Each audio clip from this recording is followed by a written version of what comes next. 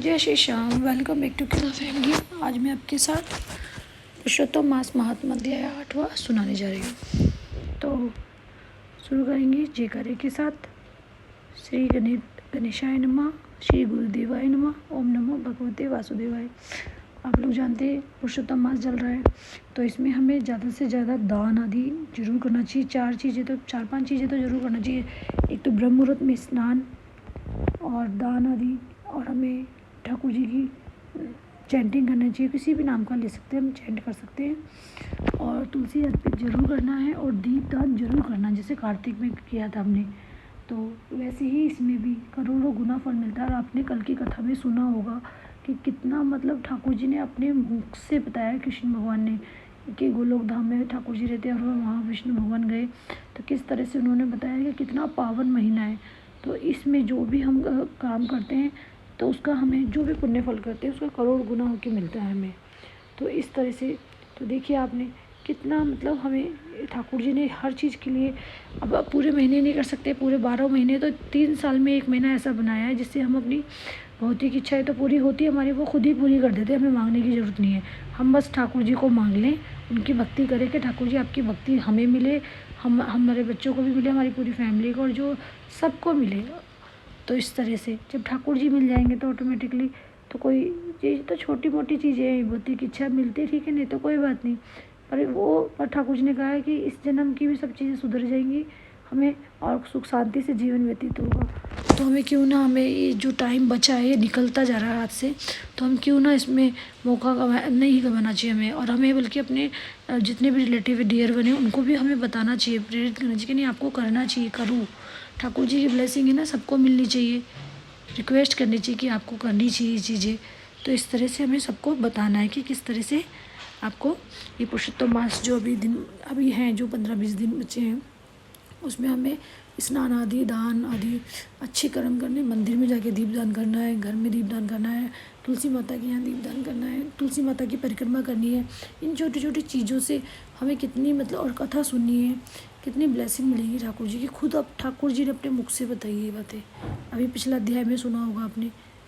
तो अब हम शुरू करते हैं आगे का अध्याय। सूत जी बोले, हे तपोधन, विष्णु और श्री कृष्ण के संवाद को सुन संतुष्ट मन नारद नारायण से पुनः प्रश्न करने लगे। नारद जी बोले, हे प्रभु, जब विष्णु वैकुंठ चले गए तब फिर क्या हुआ, कहिए ना। आदि पुरुष श्री कृष्ण और हरिसुत का जो संवाद है वे सब प्राणियों को कल्याणकर है।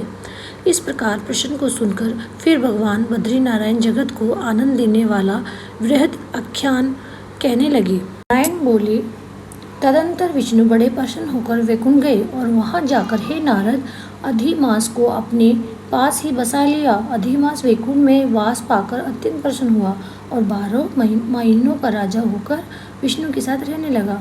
12 मासों में मलमास को श्रेष्ठ बनाकर विष्णु भगवान ने मन से संतुष्ट हुए। हे मुने, अनंतर भक्तों के ऊपर कृपा करने वाले भगवान युधिष्ठिर और द्रौपदी की ओर देखते हुए कृपा करके अर्जुन से ये बोले। श्री कृष्ण बोले, हे राजा शार्दुल, हमको मालूम होता है कि तपोवन में आप आकर आप लोगों ने दुखित होने के कारण पुरुषोत्तम मास का आदर नहीं किया। वृंदावन के शोभा के नाथ भगवान का प्रिय पात्र पुरुषोत्तम मास आप वनवासियों का प्रमाद से व्यतीत हो गया है। भीष्म, द्रोणाचार्य, कर्ण के भय से संत्रस्त मन आप सब लोगों ने भय और द्वेष से मुक्त होने के कारण प्राप्त पुरुषोत्तम मास का ध्यान नहीं किया है। कृष्ण द्वैपायन व्यासदेव ने प्राप्त विद्या के आराधन में तत्पर रणवीर अर्जुन के इंद्रकील पर्वत पर चले जाने पर उसके वियोग से दुखित आप लोगों ने पुरुषोत्तम मास को नहीं जाना। अब यदि आप ये पूछे कि हम क्या करें, तो मैं यही कहूँगा कि भाग्य का अवलंबन करो। पुरुषों का जैसा अदृष्ट होता है वैसा ही सदा भासता है। भाग्य से उत्पन्न जो फल है वह अवश्य ही भोगना पड़ता है। सुख, दुख, भय, कुशलता इत्यादि भाग्य अनुसार ही मनुष्य को प्राप्त होते हैं। अतः अदृष्ट पर विश्वास रखने वाले आप लोगों को अदृष्ट पर निर्भर रहना चाहिए। अब इसके बाद आप लोगों के दुख का दूसरा और बड़ा आश्चर्यजनक इतिहास के सहित कहते हैं। हे महाराज, हमारे मुख से कहा हुआ सुनो। श्री कृष्ण बोले, यह भाग्यशालिनी द्रौपदी पूर्व जन्म में बड़ी सुंदरी मेधावी ऋषि के घर में उत्पन्न हुई थी। समय व्यतीत होने पर जब 10 वर्ष की हुई तब क्रम से रूप और लावण्य से युक्त अति सुंदर और आकर्षक नेत्र से शोभायमान थी हुई चातुर्य गुण से युक्त यह अपने पिता की एकमात्र इकलौती कन्या थी। अतः चतुरा, गुणवती, सुंदरी ये पिता की बड़ी लाडली थी। मेधावी ने सदा लड़की की तरह इसे माना, कभी भी अनादर नहीं किया। ये भी साहित्य शास्त्र में पंडिता और नीति शास्त्र में भी प्रवीणा थी। इसकी माता इसकी छोटी अवस्था में ही मर गई थी। पिता ने भी प्रसन्नतापूर्वक पाला पोसा था। पास में रहने वाली अपनी सखी के पुत्र पुत्रादि सुख को देखकर इसको भी स्पृहा हुई और तब ये सोचने लगी कि हमें भी यह सुख कैसे प्राप्त होगा। गुण और भाग्य का निधि, सुख देने वाला पति और सत्पुत्र कैसे होंगे। इस प्रकार मनोरथ विचारती हुई सोचने लगी कि पहले मेरा विवाह उपस्थित था, परंतु भाग्य ने बिगाड़ दिया। अब क्या करने से अथवा क्या जानने से एवं किस देवता की उपासना करने से या किस मुनि की शरण जाने से अथवा किस तीर्थ का आश्रय करने से मेरी मनोकामना पूर्ण होगी। मेरा भाग्य कैसा हो गया है कि कोई भी पति मुझको वरण नहीं करता। पंडित भी मेरा पिता मेरे ही दुर्भाग्य से मूर्ख हो गया है। बड़ा आश्चर्य है, विवाह का समय उपस्थित होने पर भी मेरे समान वर को पिता ने नहीं दिया। मैं अपनी सहेलियों के बीच में प्रमुख हूँ, परंतु कुमारी होने के कारण पति दुख से पीड़ित हूँ। जैसे मेरी सखिया सती हरे कृष्ण पति सुख को भोगने वाली है, वैसे मैं नहीं हूँ। मेरी भाग्यवती माता क्यों पहले मर गई। इस प्रकार चिंता से व्याकुल कन्या मनोरथ रूप समुद्र के मोह रूप जल में निमग्न हो शोक मोह रूप लहरों से पीड़ित हो गई। इसके पिता मेधावी ऋषि भी कन्यादान के लिए कन्या के समान वर ढूंढने के हेतु देश विदेश भ्रमण करने के लिए निकले, परंतु कन्या के अनुरूप वर न मिलने से अपने मनोरथ में निराश हुए। कन्या के और भाग्य से कन्यादान रूप संकल्प के पूर्ण न होने से देवयोग के कारण बड़ा भारी दारुण ज्वर उन्हें आ गया। अब सब अंग ऐसे फूटने लगे जैसे समस्त अंग टूट कर अलग हो जाएंगे और ज्वर की ज्वाला से व्याकुल हुए श्वास लेते महादारुण मूर्छा से मदिरा पान से उन्मत्त की तरह पैर लड़खड़ाते गिरते पड़ते जिस किसी तरह घर में आए और आते ही पृथ्वी पर गिर पड़े। भय से विहल कन्या जब तक पिता को देखने आवे तब तक कन्या को स्मरण करते हुए मेधावी मुनि मरणासन हो गए। भाग्य के फलस्वरूप बल से एकाएक कांपने लगी और कन्यादान प्रसंग से उठा हुआ जो महोत्सव था वे जाता रहा। तदंतर पहले किए हुए गृहस्थ आश्रम के धर्म के परिश्रम के प्रभाव से संसार वासना को त्याग कर भगवान में चित्त को लगाते भय उस मुमूर्षु मेधावी ऋषि ने शीघ्र ही नील कमल की समान श्याम त्रिवली से सुंदरी आकृति वाले श्री पुरुषोत्तम हरि का स्मरण किया। हे रास के स्वामी, हे राधा रमन, हे प्रचंड भुजदंड से दूर से ही देवताओं के शत्रु दैत्य को मारने वाले, हे अति उग्र दावानल को पान कर जाने वाले, हे कुमारी गोपिकाओं के तारे हुए वस्त्रों को हरण करने वाले, हे श्री कृष्ण, हे गोविंद, हे हरे, हे मुरारी, हे राकेश, हे दामोदर, हे दीनानाथ, मुझ संसार में निर्मग्न की रक्षा कीजिए। इंद्रियों के ईश्वर आपको प्रणाम है।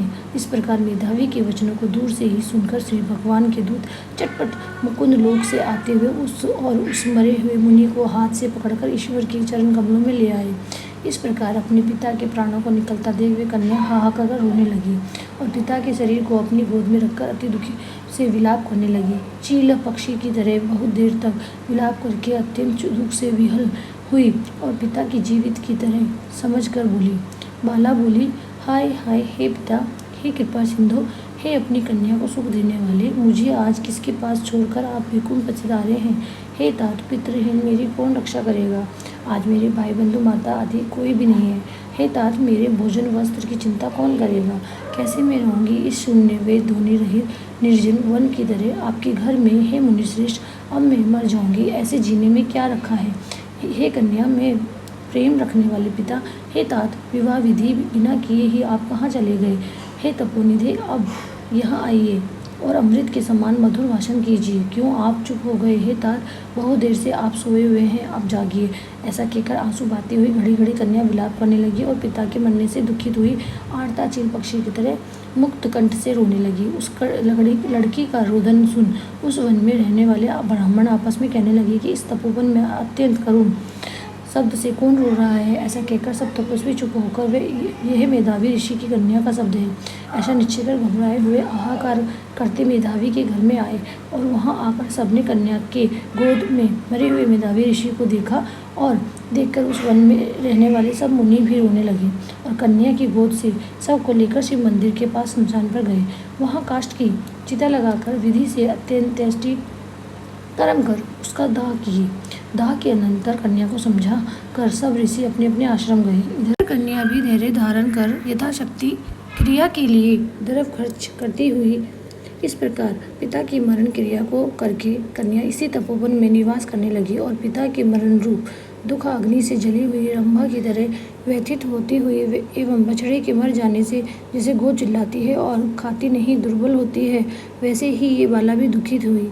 इति श्री बृहन्नारदी पुराणे पुरुषोत्तम मास महात्म्ये श्री नारायण नारद संवादे कुमारी विलापो नामाष्टमो अध्याय संपूर्ण हुआ।